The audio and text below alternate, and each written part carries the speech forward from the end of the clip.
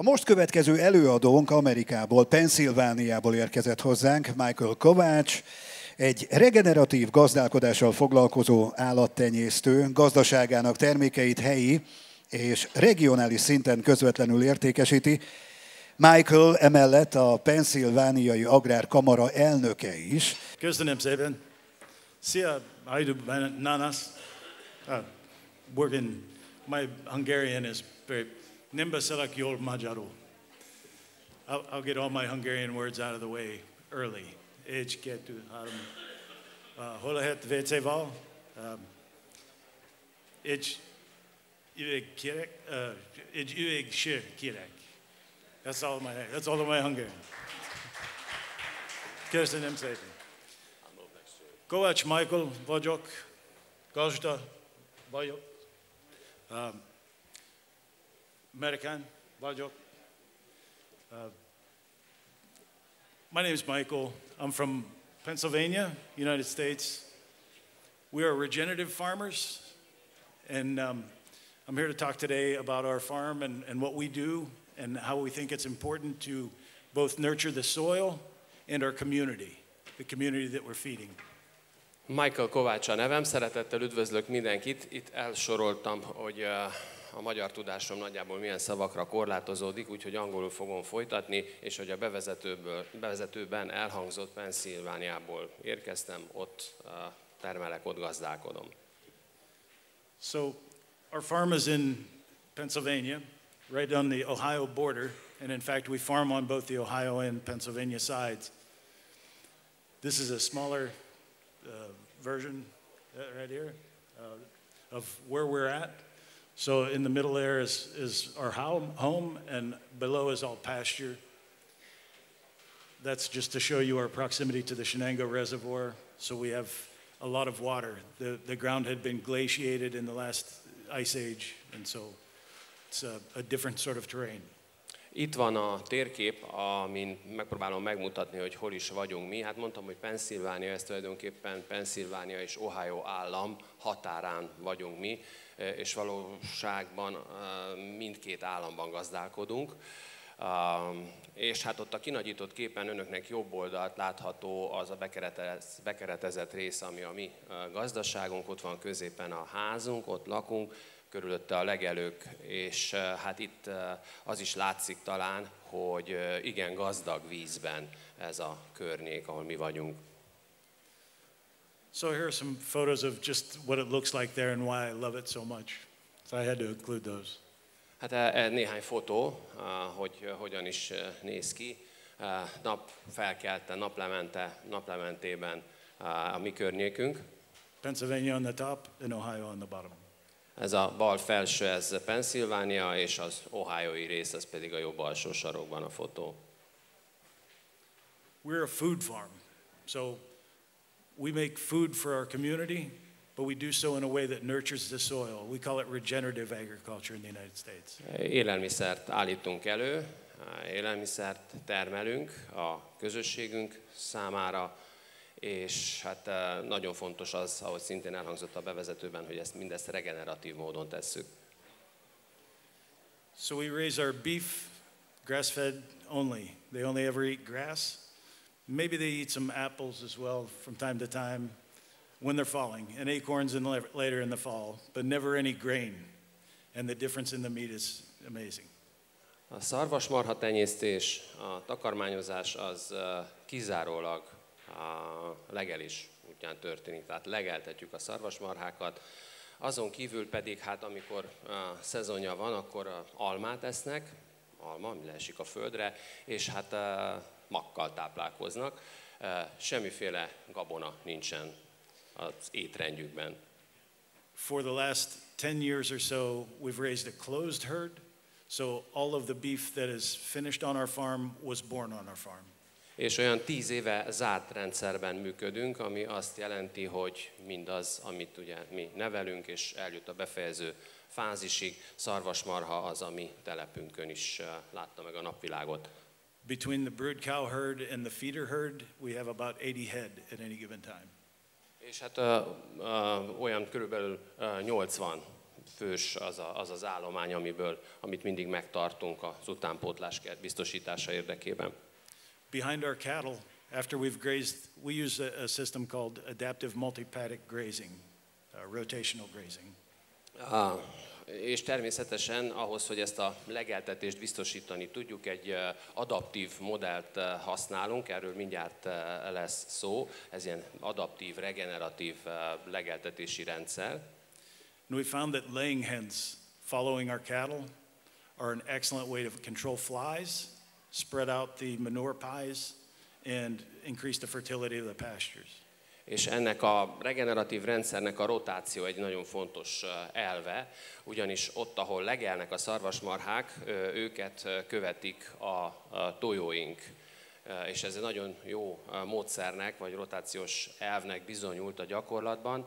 Egyrészt azért, ugye, mert nagyon jól biztosítja a talaj tartalmi értékeinek az utánpótlását, és nagyon fontos az is, hogy a legyek kontrollja szempontjából a baromfi igen kitűnő eredményt biztosít.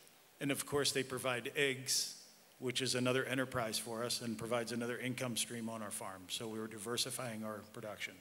És hát természetesen nem utolsó sorban ugye a tojás, ami előállított termékek diversifikációját jelenti. So our pigs, we run somewhere around 40 to 50 pigs a year, are raised in our woodlot. 40 to 50. Aztán ott vannak a sertések, évente kb. 40-50 sertésről beszélünk, ennyit gondozunk a telepünkön. They eat the fallen fruit, and we've planted a 300 tree hazelnut grove under which we finish some number of pigs every year. The meat from those pigs is something special. És hát igazából nem is telep ez, mert gazdaság, mint ahogy az elején is mondtam, és a sertések is tulajdonképpen a leesett gyümölcsöt eszik meg, tehát ez a táplálékuk, illetve mindaz, amit a természet még ad nekik, gyökér, kukac, és egészen különleges, ezt elmondhatom, egészen különleges az a húsminőség, amit így tudunk nyerni. The breed that we run are mostly Berkshire, but we've run Gloucester Old Spot and Duroc crossed in the past. We can't source Mangalitsa easily.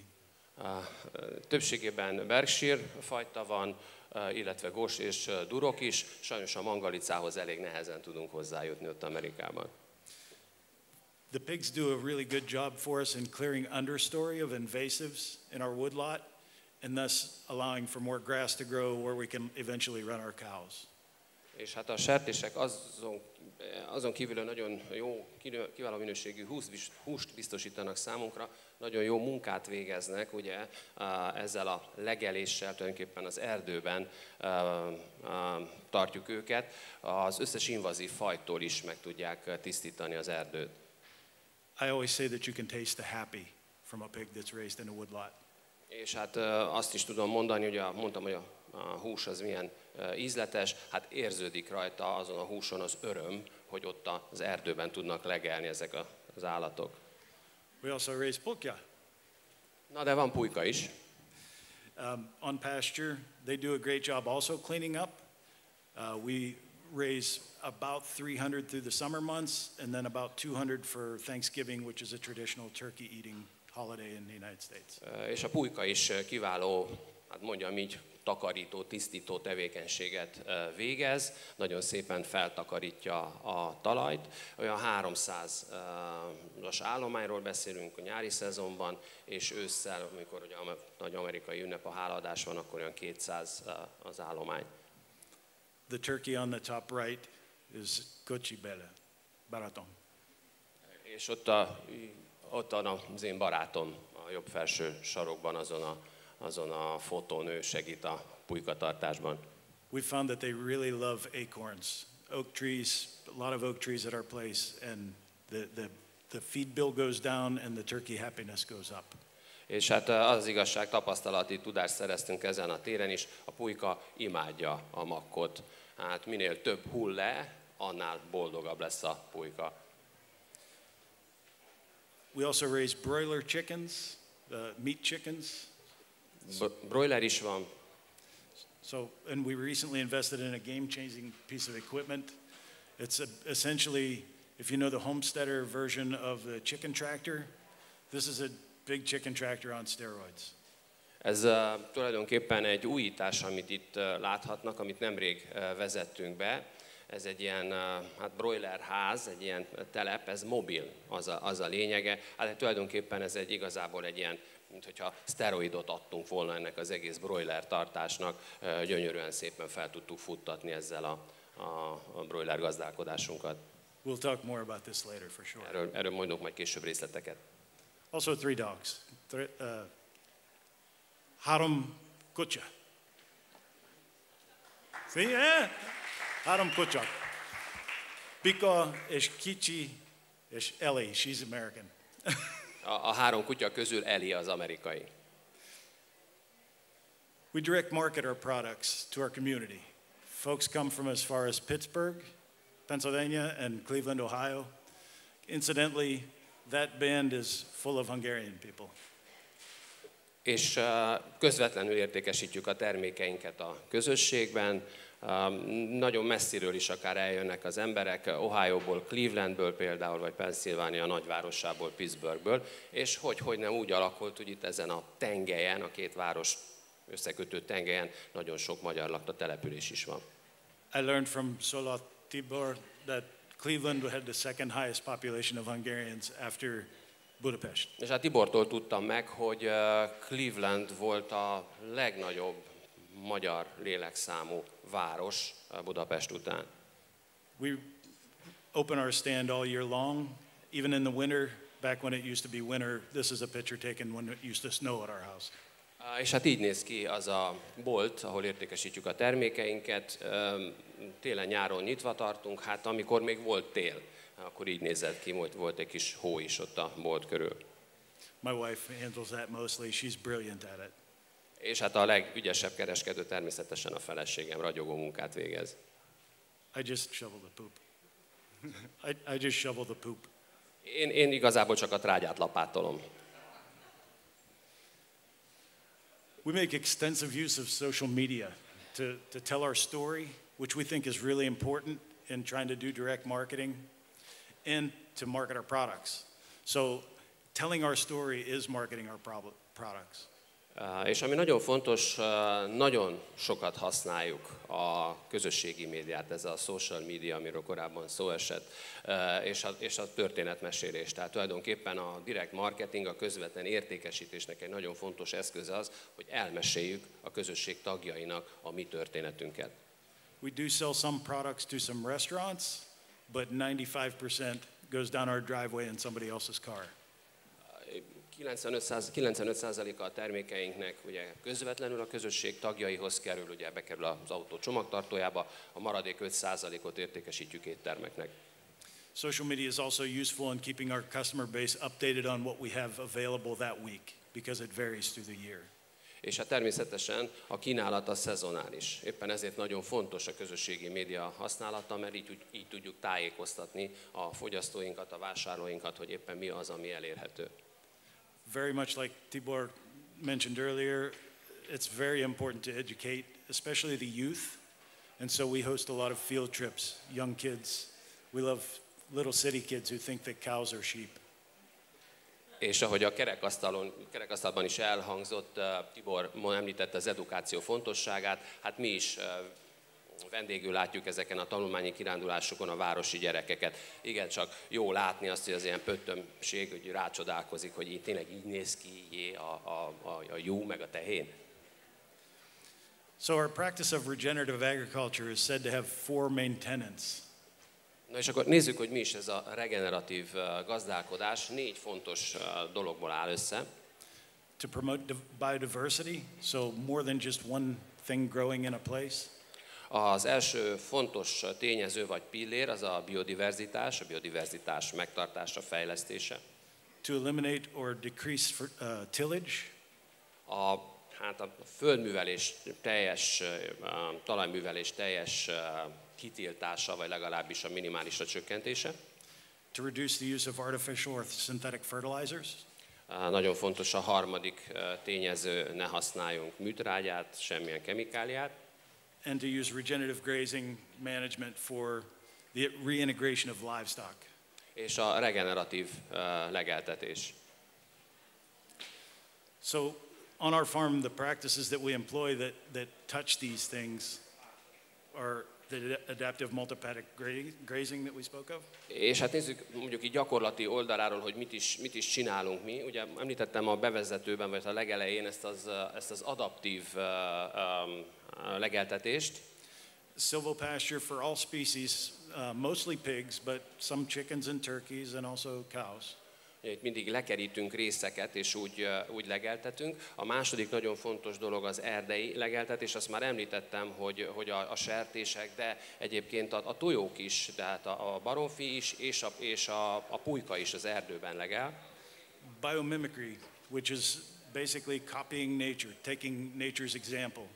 A biomimetikus gazdálkodás az tulajdonképpen azt jelenti, hogy lemásoljuk, vagy igyekszünk nagyon-nagyon szorosan követni mindazt, amit egyébként természetes úton megtalálunk a környezetünkben. Tehát lemásoljuk a természetet. In our case, that takes the form of the following chickens with cattle, like we talked about, using pigs to clear understory so that cattle can graze there later. And that's pretty much it. I mean, all you have to do is kind of look at what's going on in nature and follow it. Ez magyarán és gyakorlati szempontból azt jelenti, amit már említettem korábban, hogy mindig ezt a rotációs elvet alkalmazzuk, amit a természetben láttunk, hogy a nagyobb vadak után mi következik. Tehát ugyanez látjuk, hogy a szarvasmarha legeltetés után a sertés, aztán meg a baromfik tulajdonképpen kiegészítik ezt a tevékenységet, megtartják a legelőt olyan állapotban, ami vagy hát visszahozzák azt az állapotát a legelőnek, ami a szarvasmarhának kedvező. Tehát gyakorlatilag lemásoljuk azt, amit a környezetben, a természetünkben látunk. And interseeding pastures with annuals or desirable perennials and desirable perennials. So at this time of year, in a marginal piece of pasture, we will be seeding wheat just for something to grow there and extend our grazing season.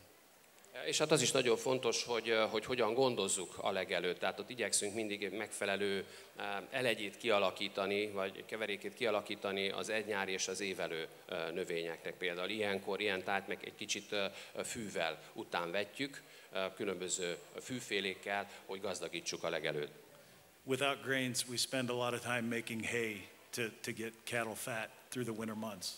És hát ugye nagyon fontos, mert a kasszálás is nagyon fontos, hiszen a téli időszakban ez biztosítja a takarmányt a szarvasmarháknak. Last year we didn't get rain very much like here, and so we only got about a third of the usual hay that we would expect, so we ended up having to spend a lot of money on hay. És hát ez azért sarkalatos pontja az egész gazdálkodásnak, hiszen eső kell hozzá, csapadék. Tavaly akárcsak Magyarországon nálunk is elég jelentős volt az asszály, úgyhogy gyakorlatilag az éves mennyiség harmadát tudtuk csak biztosítani a kaszálóinkról, és nagyon sokat kellett költenünk, hogy beszerezzük a takarmányt, a szálas takarmányt a szarvasmarháknak. So this is an example of the adaptive multipadic grazing. Our strategy is to eat, for the cows to eat the top 1/3 of the grass, stomp down about a third of the grass, and leave a third of the grass to come back the next time. Every time we've done that, we've seen a drastic improvement in the pasture.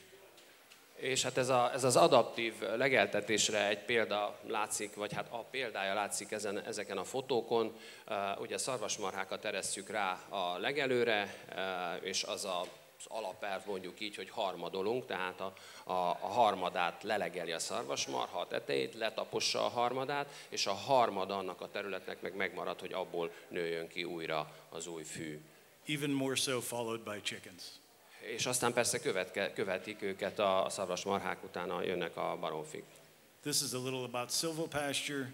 I think you probably know more about silvopasture than most people, so it's not too useful to go into too much detail. Néhány szó csak, vagy fotó az erdei legeltetésről, nem hiszem, hogy ebbe különösen bele kell mennem, hiszen az itt lévők mind nagyon jól ismerik, hogy miről van szó. At its heart it is biomimicry. És hát ugye ennek is az a lényege, ez is a biomimetikus gazdálkodásnak a része, tehát utánozzuk mindazt, ami a természetben jelen van. Because when you go into nature to find animals, where do you go looking?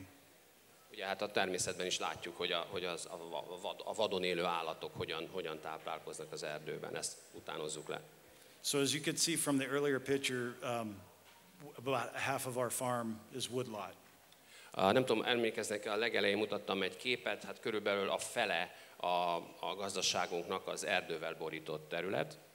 So the total farm is only about 107 acres, which I think we've figured out is about 45 hectares. A gazdaságunk körülbelül 45 hektáros. So we need every inch. Tehát minden négyzetcentiméterre szükségünk van. And another part of silvopasture is that the addition of trees to existing grasslands provides shade for the cattle and increases the fertility of that pasture drastically, depending especially on which kind of tree.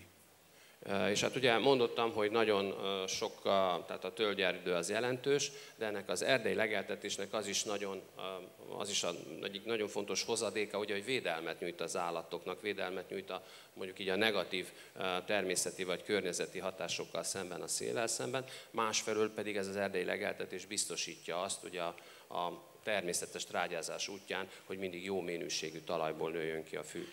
The other great benefit is the animal's welfare, especially in the case of pigs. They love the shade, they love the windbreak, they love the variety of food, and it's a more natural food for them. It's what they've evolved to live in, is a woodlot. De hát attól is függ, hogy ugye milyen fák vannak ott azon az erdős fás területen, ugye az avar is kitűnő alapként szolgál. És hát nem utolsó sorban fontos az állatjólét, ugye azt láttuk, hogy a sertések egész egyszerűen imádják ezt az erdei legeltetést. Árnyék van, hűs terület van, széllel szemben védettséget nyújt, és hát természetesen sokkal jobb minőségű táplálékhoz jutnak, és változatos táplálékhoz jutnak. The way that we are able to run these pigs in the woods is that we first train them in the barn to an electric fence, which you can kind of see in the picture. I was trying to point at it, but I don't know if this thing's working. But we use 2 strands of 14 gauge galvanized metal fence, and in the barn, we don't put it across the door that we have to get them out later because they won't go through that door if you do. És hát ugye lekerített területek vannak, itt látható ezen a fotón a villanypásztor. Na most ahhoz, hogy ezt megszokják az állatok, az arra van szükség, hogy bent a telepen, tehát az épületben mintegy betanítsuk őket arra, hogy vigyázzanak erre a kerítésre, tehát hogy a korlátaikat betartsák. Nyilvánvalóan nem a kijárathoz helyezzük el a villanypásztort, mert ha ott is lenne, akkor soha nem jönnének ki többet az épületből. We usually put it in a corner, just against the wall. Eventually, pigs are very smart and also very curious. So eventually they're going to put that wet nose on that electric fence, and then you can move them under the apple trees or the hazelnuts or the oak trees or whichever is dropping fruit at that time. És hát ugye nem az ajtónyílásokba vagy ilyen helyekre helyezzük el a villanypásztort, hanem sarkokba, a falak mentén, és mivel nagyon okos és ugyanakkor kíváncsi állat is a sertés, a kis nedves orrát odadugja, és hamar megtanulja, hogy az mire való. Így nagyon jól lehet őket irányítani, hogy éppen mit terem az erdős területen, egy mogyoróbokor például, vagy egy almafa, vagy több almafa, és akkor arra a területre lehet őket irányítani. Besides all those things, it allows for a huge reduction in feed costs. So I have to spend a lot less money on feed when the hazelnuts are dropping or when the alma are dropping. És hát ugye említettük itt a regeneratív gazdálkodásnak az előnyeit, hozadékait. Az egyik nagyon fontos hozadéka az, hogy a takarmányozás költsége az jelentősen lecsökken, hát nem kell olyan sok pénzt költeni, hiszen ott vannak kint a természetben, és amit a természet ad nekik, ami lehullik, azzal tudnak táplálkozni, almával, mogyoróval. And once people get a taste of the difference of pigs raised this way, it provides a value-added product opportunity. People will seek out pigs raised in the woods just because they have tasted it and know that it's vastly superior to anything that you can buy in the store. És hát igazából ebben a típusú gazdálkodásban rejlik a hozzáadott érték titka. Ugyanis azok az emberek, a közösség tagjai, akik megkóstolják az ilyen körülmények között tartott, nevelt állatoknak a húsát, azok egyértelműen meg fogják tudni mondani a különbséget, és soha nem fogják elfelejteni azt a hatalmas különbséget, ami van a ipari körülmények között tartott állatok és a regeneratív körülmények között tartott állatok húsa között. At the beginning, my motivation was my stomach. If it's not apparent, I love to eat. És hát ugye bennem is megvolt ez a motiváció, hogy valami ilyen különleges ízvilágú húshoz jussak, tehát én is természetesen, hogyha nem látszana, akkor a hasamra gondoltam, úgyhogy így kezdtem el ezt a regeneratív gazdálkodást. These are just some data about the environmental benefits, the potential for climate change reduction or mitigation through practices like silvopasture. It was determined to be the number 9 out of 100 best ways to draw down carbon. És hát van környezetvédelmi szempontból is számos előnye a regeneratív gazdálkodásnak. Itt néhány számot mutatok ennek alátámasztására. Ugye a klímaváltozás ez egy jelentős probléma, és a mi gazdaságunk 9. helyezett lett azon a listán, több száz más gazdálkodást is felmértek, ahol a karbonlábnyomot ezzel a regeneratív gazdálkodással sikerült lecsökkenteni. And it's relatively inexpensive to implement. És igazából nem is drága, nem költséges ezt a rendszert bevezetni. Now some Spanish. Na most itt a spanyol. Mi ejemplo favorito en el mundo de silvopasture, la dehesa de las montañas del oeste de España y el este de Portugal. El jamón ibérico de bellota is the bomb diggity. Na és akkor most itt jön a spanyol. A kedvenc példám az egész világon a legjobb hely az erdei legeltetés szempontjából, az hát Kelet-Spanyolország, Kelet-Spanyolország és Portugália, tehát Spanyolország és Nyugat-Spanyolország pontosabban, és a Portugália keleti része, ahol a két ország határos, és onnan származik a minden kétséget kizáróan a legfinomabb jamón ibérico. I really only wanted to know how he was going to say bomb diggity in Hungarian. Csak azért írtam oda azt az amerikai ilyen kis zsargon bomb digitit, hogy kíváncsi volt, hogy ebből milyen magyar lesz. Hát én azt mondtam, hogy minden kétséget kizáróan, ugye ez a jamón, ez az sonka, ez a legjobb. These are oak savannas. The dehesa is an oak savanna that's been cultivated for thousands of years. És hát ez a régió arról híres, hogy ilyen, hát egyesíti tulajdonképpen a tölgyerdő és a szavanna tulajdonságait, és ez sem tegnap előtt alakult így, hanem már több ezer éves múltra tekint vissza a gazdálkodás ezen a területen. I was most impressed that when we visited, they were planting trees that won't make an acorn for 75 years. És rám a legnagyobb benyomást azt tette, amikor ott jártam abban a régióban, hogy tölgy erdőt telepítettek, olyan tölgyerdőt, amiről tudták, hogy 75 évig semmiféleképpen nem fordul termőre, nem lesz mag. An 8-pound ham raised this way costs about $1,100 US. És hát olyan 4 kilós sonka, ugye, ami abból a régióból származik, az olyan 1100 amerikai dollár. That is a value-added product. Na hát erre mondom én, hogy ez a hozzáadott érték.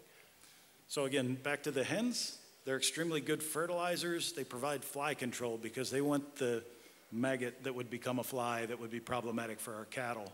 So they're providing a service to the cattle while providing an enterprise for our farm. És hát ugye mondtam, hogy van baromfi is, nagyon-nagyon jó szolgálatot tesz, ugye nagyon jól trágyáz, és másfelől pedig ugye állandóan küzdenek a szarvasmarhák, hogy mi lesz a legyekkel, úgyhogy ebből a szempontból is nagyon jó szolgálatot tesznek nekünk a tyúkok. And it gives me something to do in the evening, going to shut the hens in every evening. És hát legalább így akkor este is lesz egy kis munkánk, mert akkor mindig el kell zárni őket esténként. So I don't get lazy. Úgyhogy nem tudok lustálkodni este sem. This is the mobile chicken coop that we talked about earlier. They're extremely good fertilizer for our hayfields. És így néz ki ez a korábban említett mobil megoldás, mozgó megoldás. It moves every day, and when the chickens get large, we'll move it twice a day, once in the morning and once in the evening. Every time we do that, we fertilize a 20 by 48 piece of our hayfield. És hát az az igazság, hogy ez a trágyázás szempontjából nagyon-nagyon jó szolgálatot tesz, mint már említettem, minden nap arrébb visszük, minden nap más helyen van. Amikor már megnőnek a baromfik, akkor naponta kétszer, tehát reggel is és este is mozgatjuk. We run about 700 birds per batch through this. It's designed for up to 850, but we found that 700 is a good number. Ennek a fajta megoldásnak a befogadó képessége 800 a gyártó állítása szerint, amit a 800 még a fölött is egy picivel, a mi 850, a mi tapasztalatunk azt mutatta, hogy az optimális mi esetünkben az 700.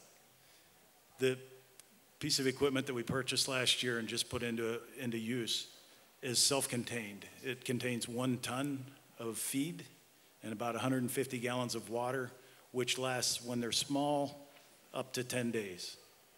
És hát ez a megoldás, amit mi tavaly szereztünk be, ez el van látva tulajdonképpen takarmánnyal is, ez 1 tonna nagyjából, és 150 gallon víz, ami olyan 600 liter. The feeder is auger driven and battery powered. The battery is charged by the sun. Automatikus, az adagoló is, a etető, itató, telepről is működtethető, de a mi esetünkben mi napelemet használunk. If you look at the top right picture, you can see the green stripe where the chickens have gone versus where they have not. És hát, hogyha a jobb felső sarokban megnézik azt a fotót, akkor szerintem elég látványos az, hogy merre mozgott tulajdonképpen ez a mobilház. Nagyon szép csíkban látszik, hogy hol, merre mozgott korábban. The fertility that they've brought to our hayfields is dramatic. And again, instead of an expense, they're another enterprise for our farm. És mondom még egyszer, tehát ez a legjobb trágyázási módszere ennek a kasszálónak, és ez, mondom még egyszer, hangsúlyozom, a költségoldalról is igen előnyös. Those taller windrows, this was from second cutting just a few weeks ago. The second windrows were more than twice as heavy as anything that the chickens had not yet been on. És elképesztő látványos a változás, ez néhány nappal ezelőtt készült ez a fotó, és látszik, hogy az a friss fű, ami kinőtt, az sokkal dúsabb, sokkal gazdagabb, miután a baromfik végigmentek rajta. I wish that you could photograph smell, because when I was mowing it, it even smelled better. És az igazság, hogy jó lenne, hogyha szagos fotót lehetne készíteni, mert akkor önök is megtapasztalhatnák, amit én magam is megtapasztaltam, amikor lenyírtam ezt a területet. Esküszöm, még a szaga, az illata is jobb volt. And again, it's an enterprise versus an expense. És mondom még egyszer, ez tulajdonképpen egy rendszer, egy keret megoldás a költséggel szemben. So I'm basically getting paid to fertilize my hayfields using chickens. So the average American farmer spends $217 to $289 per acre per year on synthetic fertilizers. És hát tulajdonképpen pénzt takarítok meg, úgymond, vagy hát fizetséget kapok azért, mert a baromfik trágyáznak. Az átlagos amerikai gazdálkodó, hát az fél hektáronként látható $217-289 költ műtrágyára. And I call that a treadmill expense, because once you've used synthetic fertilizers on a piece of ground, you imbalance the microbiota in the soil to the point where it won't grow anything without those synthetic fertilizers the next time. Vagy hát akkor fogalmazunk egyszerűbben, mondjuk az éves hektáronkénti költség műtrágyára az olyan $500 körül mozog, és ezt én mindig ilyen visszatérő költségnek nevezem, illetve ilyen futópad, amiről igazából még meg nem állított, sosem tudsz biztonságosan lelépni, hiszen mindegyre ugye kimeríti a tartalékait a talajnak a trágyázást, tehát gyakorlatilag már egy idő után semmit nem tudsz csinálni, ha nem alkalmazol műtrágyát. And the excessively applied nitrogen fertilizers in the United States have been a problem for our water, from the Gulf of Mexico to Lake Erie to the Chesapeake Bay to every river, essentially.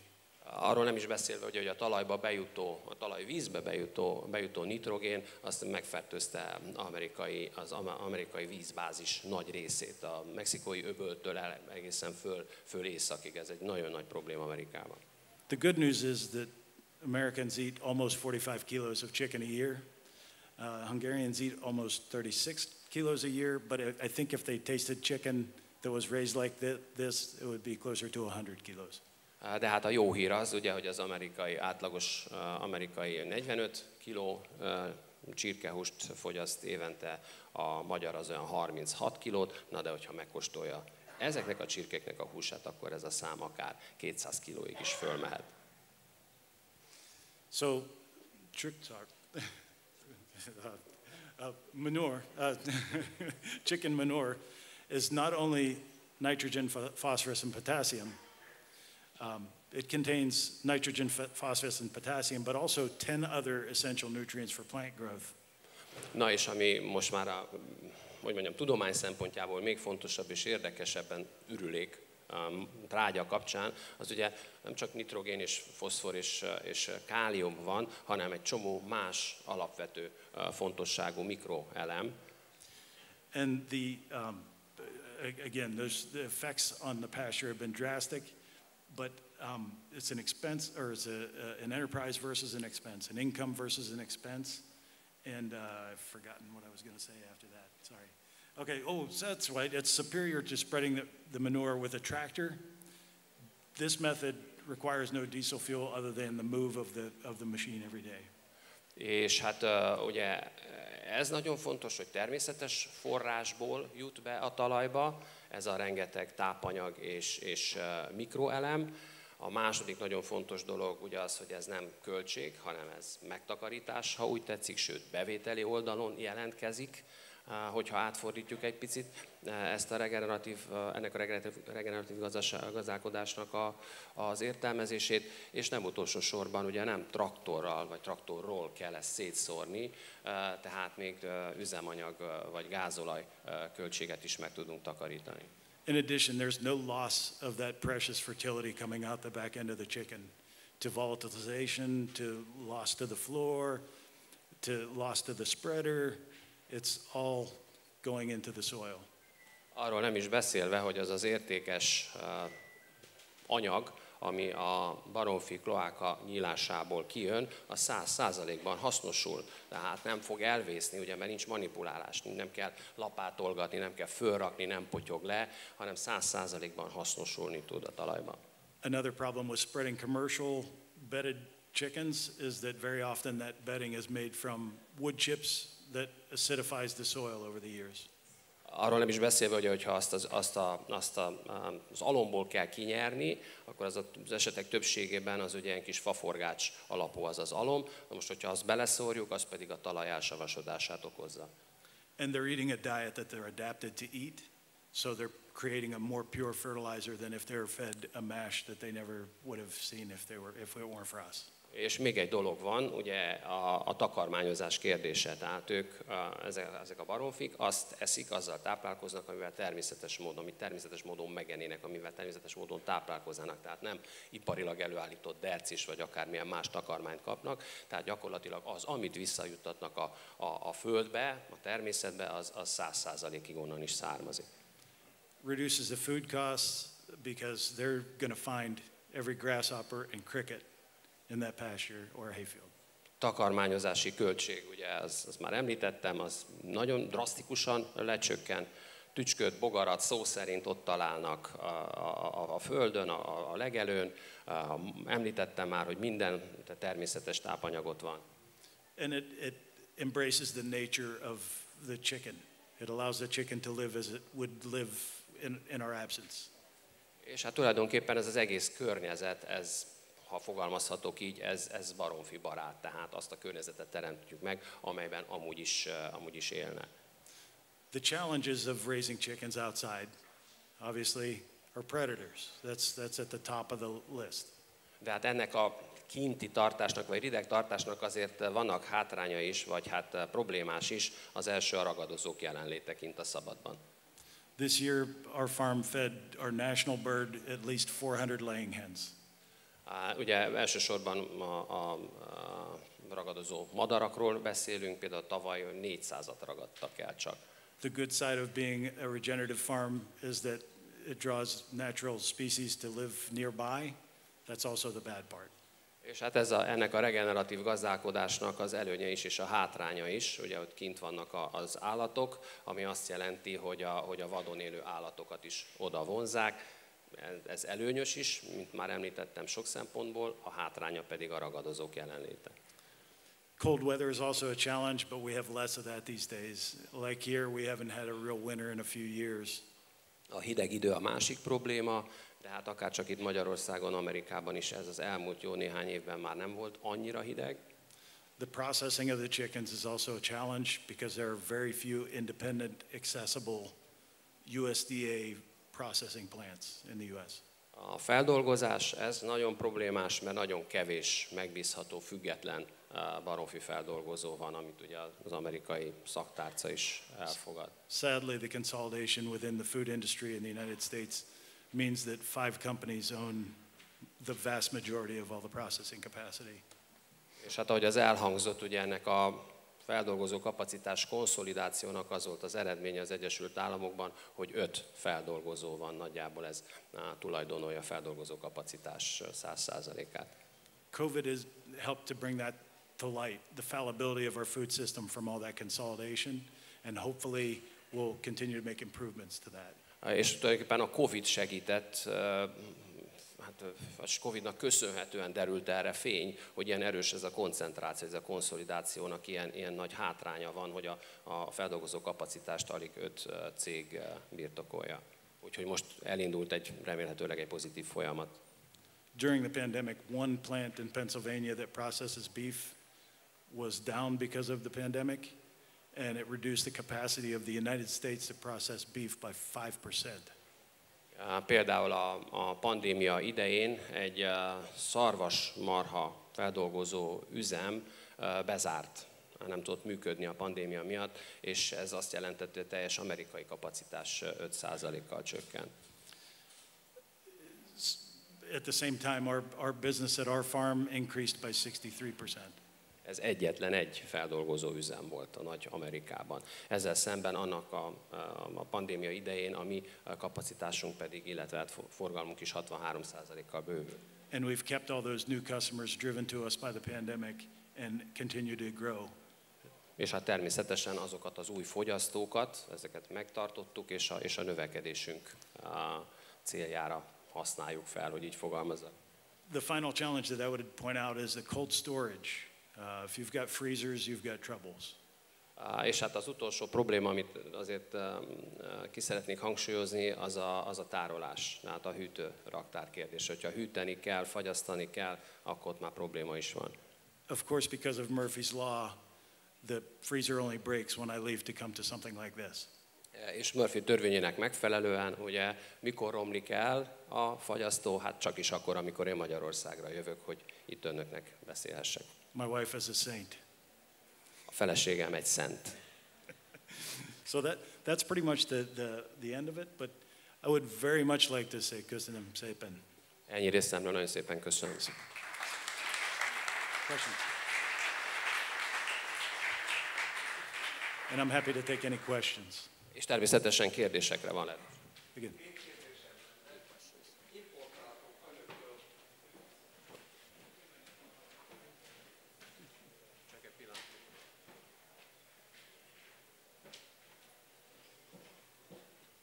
Importáltunk önöktől egy növényt, úgy hívják, hogy parlagfű.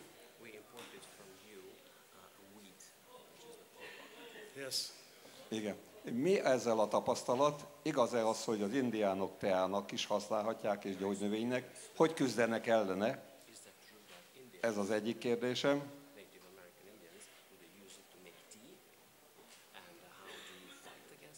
A másik pedig az, amikor Pennsylvániában voltam, láttam, hogy kiterjedten használták a papírt felszeletelve szarvasmarhák alá almozáshoz.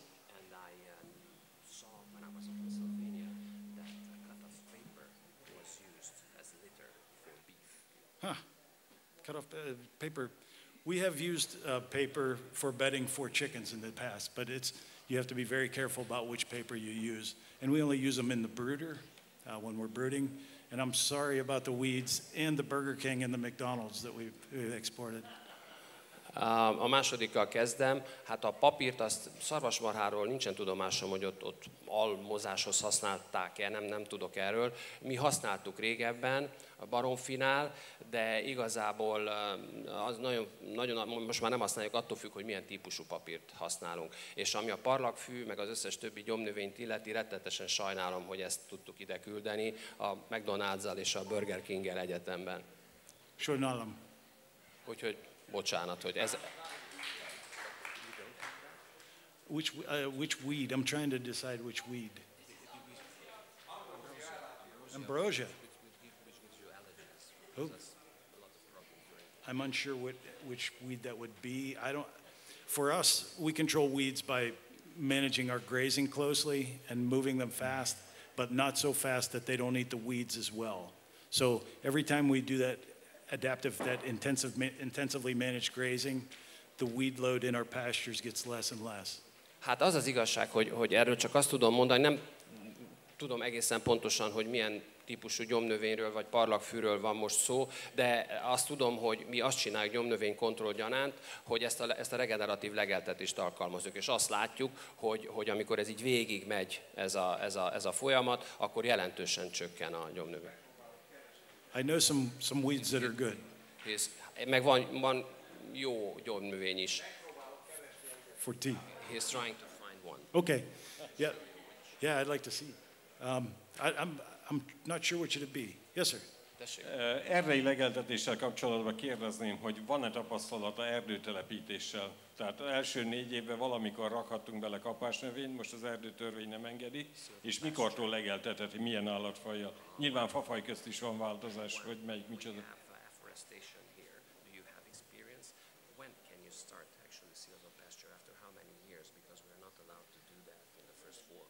Yeah, it's a challenge to know when to put them in, and it's important, very important, to move them fast. And depending, for our pigs, if we have an overgrown piece, we'll leave them there longer than if we would just want to feed them. So if they're just going through to get apples, they might be there for a day or even just a half a day to clean them up. But if we want to get rid of some understory, some invasives or some weeds, we might leave them there longer and then let them shovel it up and dig it up, more so than we would normally. Hát nekünk ezzel így konkrétan nincsen tapasztalatunk, de ezt tudjuk, hogy ez elég nagy, tehát a friss vagy olyanan telepített erdőknél ez probléma lehet. Mi azt csináljuk egyébként, hogy nagyon gyorsan mozgatjuk az állományt. Tehát például az almát mondtam, 1 napig tartjuk ott a sertéseket csak, és aztán mennek tovább. Tehát hogy mindig megnézzük, hogy mondjuk hol lehetséges az, hogy invazív faj betörhet, akkor oda visszük őket, és akkor de ott se tartjuk őket nagyon sokáig, és inkább mi írtjuk. It took me a good 10 years to work up the nerve to put pigs under my hazelnuts after I spent all the time planting them. De hát igen, én azt mondom, hogy ha mondjuk a mogyoróbokrokat vagy mogyorófát nézem, ami nálunk van, akkor ez egy olyan 10 év. Igen, ezt számoltuk általában. Következő kérdésem, legelőnél vannak olyan területek, ami elhasználódnak, és a gyomnövények följönnek, hogy szokták-e ezt századozni, vagy egyéb megoldások van?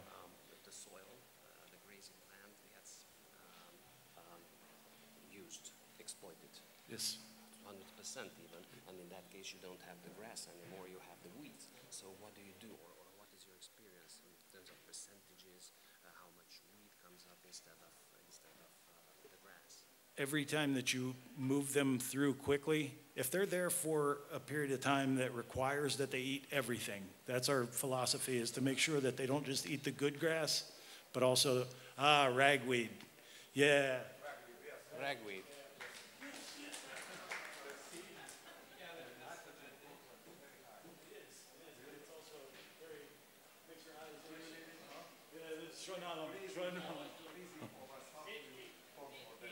I am still trying to figure out how to that's ambrosia. We call it ragweed. That is a difficult challenge. That's everywhere and it's very prolific. It's unfortunate and it is very aggravating for sinuses and eyes. I'm very susceptible. Igen, ez nálunk is problémás és fejtörést okoz, hát ezt mindannyian ismerjük, ugye ez a arc, homloküreg, szem, orr, tehát minden nyálkahártya problémákat okoz. But to get back to the original question about how do we control weeds in a piece of ground that's beat up, that's been overused. De a túlhasznált vagy a kimerült területek kérdésére visszatérve, hogy mit is csinálunk mi ott. I would initially plant. We have a different kind of planter that is completely no-till, but it goes in about half an inch, brings up some dirt, and drops seed and then packs it. So I would plant with that probably some forage crop, whether it be rye or wheat or something like that, just for the cows to eat, and then can start your rotation. There are seeds in the seed bank, but you can accelerate the process by adding perennials that are desirable for forage. Hát azt szoktuk csinálni, hogyha ezt tapasztaljuk, hogy vetünk, az többnyire gabona, rozs, vagy búza, és akkor az gyorsan kinő valamennyire, hát mondjuk egy 1 centi, picivel talán többre, és akkor arra ráeresszük a szarvasmarhákat, azt lelegelik, és azt tulajdonképpen felhozza a talajból azt, aminek fel kell jönnie, tehát mint egy felújítja.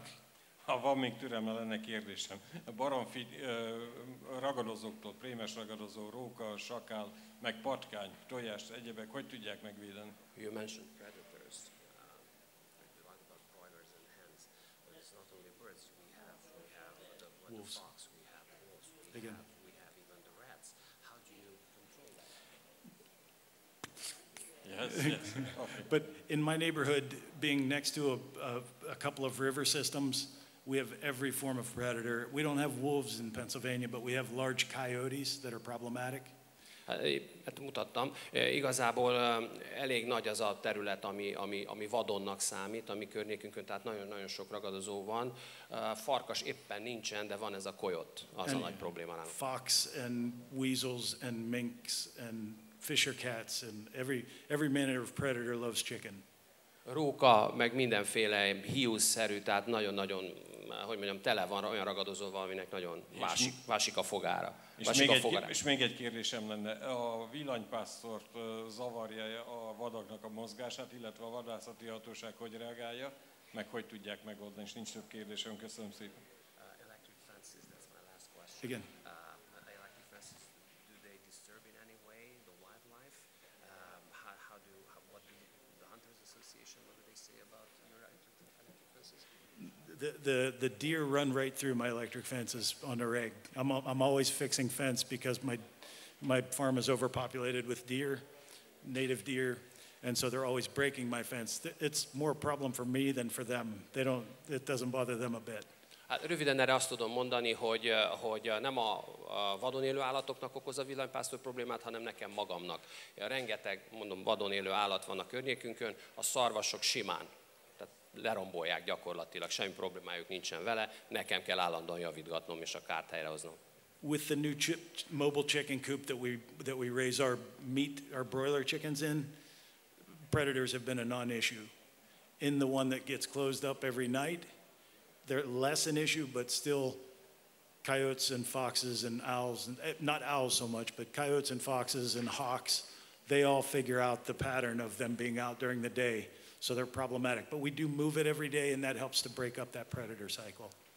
És hát még a ragadozó kérdéshez csak annyit, hogy ez a mobil telep azért elég sok problémát megoldott, tehát gyakorlatilag el vannak zárva éjszakára. Na de most megokosodtak természetesen a kojotok is, meg a róka is, meg a vatkan is megokosodott, és kifigyeli azt, hogy a nap közben, amikor szabadon vannak, akkor merre vannak az állatok, és akkor nyilvánvalóan megpróbálja megtizedelni az állományt, de mivel, mint említettem, naponta, sőt van, amikor naponta 2-szer mozgatjuk, ezért ez a fajta mintázat is így megtörhető, és az nem tudják a ragadozók megtanulni, hogy mikor, hol vannak a But at the end of the day, there aren't enough hours in the day or bullets in my closet to kill all of the raccoons and everything that eats my chickens.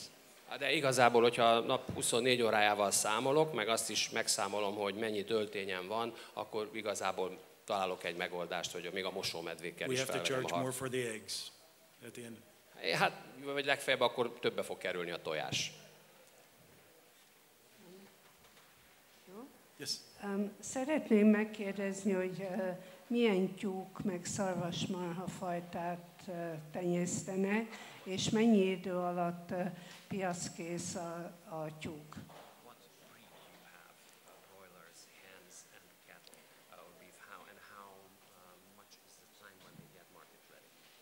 The broilers are Cornish cross. They're the commercial breed that's raised throughout the world for fast development. I would prefer to go to a different heritage breed, but I have to meet people where they're at. So we raise the chicken that looks familiar because when it's processed, it looks just like it would be in the store. For the pigs, it's mostly Berkshire, and they do really well in the woods. We've had really good luck with Gloucester Old Spot, Duroc, as well. For the cattle, they're all Black Angus. For the chickens, 7 or 8 weeks, we can get them done in as quick as 6 weeks if there are plenty of grasshoppers and crickets. We usually go about 8 weeks, 7 to 8 weeks until they're processed. Hát a broilerből ez a világfajta van nálunk is, ez a rossz fajta, és hát mert oda kell, tehát hogy mondjam, ha azt látják az emberek, hogy ez van a boltban, akkor nagyon nehéz átnevelni őket valami más fajtára, tehát nálunk is azért van ez a fajta broiler, és olyan 6-8 hét gyakorlatilag a piacra kerülési idő, le lehet rövidíteni, attól függ, hogy mennyi sáskát, tücsköt, bogarat tudnak legelni. A sertést azt mutattam, az a Berkshire és a Gloucester durok, és fekete Angus a szarvasmarha. For the pigs, about 8 months. Sertés az 8 hónap piacra kerülés. For the beef, about 24 to 29 months, depending on how the grass grew. És attól függően, hogy a legelő milyen állapotban van, milyen gyorsan nő a fű, a szarvasmarha az 24-29 hónap. Igen. Hány ember tart egy ilyen farm? Köszönöm. Hány embernek ad megélhetést egy ilyen farm? Egy, Yes. 2. Van még egy. Mennyi a termékkibocsátás? Hány ember tudnak ellátni megfelelő élelemmel? Köszönöm. So we have one full-time employee, one part-time employee, my wife, my daughter, and I. So 5. We should hit about 200,000 in sales this year. And we're drawing from the Shenango Valley, where I live, is in the middle of Youngstown, Ohio, Erie, Pennsylvania, Cleveland, Ohio, Pittsburgh, Pennsylvania. So we have the opportunity to draw from a long way. It's about an hour and a half to Cleveland or Pittsburgh. So people do make that drive sometimes, but my favorite is to sell to my neighbors. Hát 5 embernek ad munkát tulajdonképpen. Van egy teljes munkaidőben, van egy részmunkaidőben foglalkoztatott munkatársunk, és hát a család. A lányom, a feleségem és jó magam, tehát ez így lesz 5. És hát az éves forgalmunk tavaly az 200, értékesítésből a bevétel az $200,000 körül volt. És hát a vonzáskörzet, inkább csak a vonzáskörzetet mondom, azt már korábban is említettem, ez tulajdonképpen Ohio, Cleveland és Pittsburgh, Pennsylvania, tehát oda jönnek az emberek, de az igazság, hogy az én preferenciám, hogy a szomszédaimnak adjam el a termékeket. And we do have a second farm in Ohio that's another 32 hectares, 33. És van még egy gazdaságunk az Ohio-ban, van az olyan 32-33 hektáros. Unfortunately, I wasn't born in a farm family, and I had to buy it all myself. Hát és sajnos nem gazdálkodó családban születtem, úgyhogy nekem magamnak kellett megvenni ezeket a területeket. I wish. Én 3 dolgot fogok kérdezni. Az egyik az, hogy mikor kezdte, miért kezdte el így ezt a regeneratív gazdálkodást, illetve hogy vannak-e szántó területei. So my first question is, why did you start to farming this way? And when did you start? And if you have any arable crops or arable lands? And one more, your grasslands are originary grasslands, or... Tehát az utolsó kérdésem az volt, hogy a gyepterületei azok ősgyepek-e? Thank you. Your angolul is much better than my magyarul. The first question was... When did you start and why? I started in 2008. I was a geologist prior. I worked in a field that large companies came in and chased us small guys out, and so they did so with big sacks of cash, and I was fortunate in that regard because then I was able to buy the home farm and then eventually the Ohio farm. 2008-ban kezdtem, addig geológusként dolgoztam egy kisebb cégnél, jött egy nagyobb cég, felvásároltak, nagy zsákkal hozták a pénzt, ugye kiszorítottak minket a piacról. Ennek az volt az előnye, hogy hozzájutottam a forráshoz, amivel meg tudtam venni a területet. I started raising beef that way initially because I got a taste of grass-fed and finished beef raised in my neighborhood, and again, I'm driven by my stomach. Szarvasmarhával kezdtem, ugye hát ott a környező gazdaságokban is ez volt, és ez engem nagyon érdekelt, hát nyilván én is, mint már említettem, ugye a hasamra hallgattam, tehát ez nagyon ízlett az, amit ott a szomszédban előállítottak. Initially, I just thought I would raise 5 or 10 beef to sell a few halves and to put some in our freezer. 5-10 szarvasmarhával kezdtem, párat értékesítettem, aztán a mi fagyasztónkban is eltettünk nehezebb időkre húst. But the demand was so great that it was such an opportunity I couldn't pass on it. De aztán a kereslet megnőtt, úgyhogy ez hozta organikusan a növekedést. And our only real crop is grass, either in pasture or hayfield. És nincs semmi más, tehát ősgyepen vagy bármilyen legelőn semmi más nincsen, csak. The neighbors take care of all the crops. Az összes többi termény, amit be kell takarítani, mint szántóföldi növény, az a szomszédoké Including my neighbor, Szakács Albert, Nystrom, Vamosi, Mezaros. Jó szomszédaim vannak, Szakács, Mészáros, ilyen nevűek. Thank you. Köszönöm szépen. Thank you very much. Thank you. Nice job. Thank you very much.